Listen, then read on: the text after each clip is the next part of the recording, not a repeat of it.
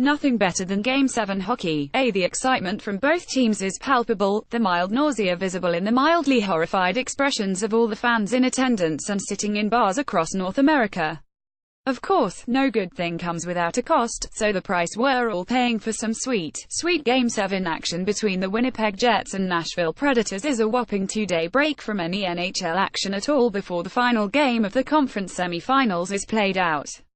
Fun times. No, what is fun, of course, is that NBC Sports has brought the recently retired Patrick Sharp on as an analyst for the postseason, where HES automatically one of the best analysts alongside Brian Boucher and AJ Milchko.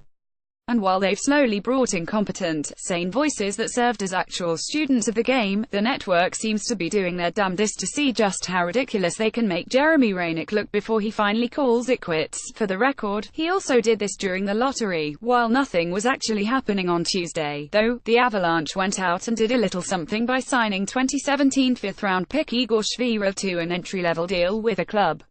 At the moment, there's not much offense to speak of for the Russian-born prospect, but he played center in the KHL as a 19-year-old last year, so there's at least a bit of hope of him panning out in the end. At the very least, he could end up being a great depth prospect in the minors, with decent bottom-six call-up potential, and for the AVs, bolstering that farm system is a must at the moment. Mile High Hockey. Speaking of, your good buddies here at MHH did a roundtable discussion to talk about the off-season, what the team should and shouldn't do, and John Tavares. All very, very fun stuff, if that's what you're looking for. MHH back east, the Toronto Marlies have swept their second-round opponents in short order and are on to the Eastern Conference Final, just 4 potential wins away from a Calder Cup appearance.